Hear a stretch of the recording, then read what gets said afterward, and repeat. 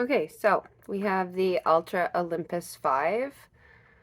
These shoes were something that I bought to train for my first 50K. Um, they were really great. I didn't know much when I started trail running, so they were really, really built very well. They had their own Velcro strap at the back, so you didn't need to put one on. I know that a lot of trail shoes, they don't have this, so you have to put your own Velcro on. So that was great. Love the lugs. That was something that I felt so confident with. So these lugs, even the way that they broke down, so there's different material on the outside versus the inside of the sole.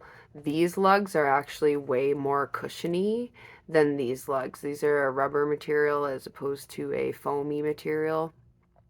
So that in turn gives you a much more softer feel. Um, the mesh right here started to fray, which I wasn't stoked about. So that's why these shoes ended up getting retired at about 250 kilometers, which um, I am under the impression that some trail shoes, like the Nordas, they can last up to 200 or 2,000 kilometers. So I stopped using these as soon as they started to break down and fray. They also pack down inside quite a bit, so they have a lot of neoprene material, cushioning, but they also have a lot of wear around the outside because of this neoprene material. So super soft and comfortable, a little bit on the clunky side.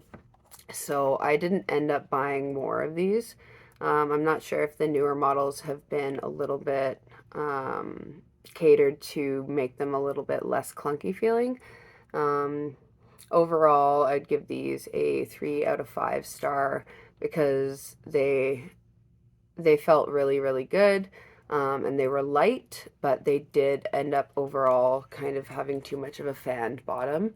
Um, the heel was stable, and the shoe box is wider, so I never had any toe jamming or my toes hitting the front of the shoe on the downhills.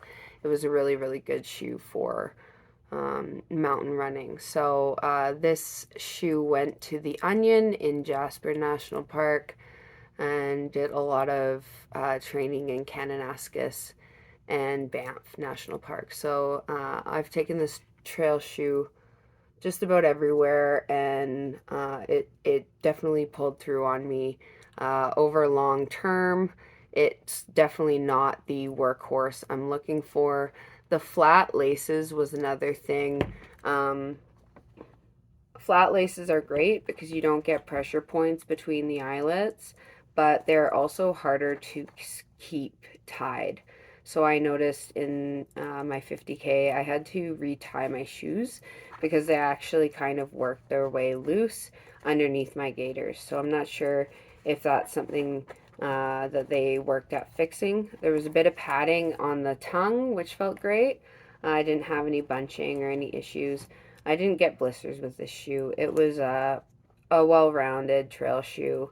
It just didn't make the overall endurance qualifications to make it a 5 out of 5 shoe in the runner's corner. So, yep,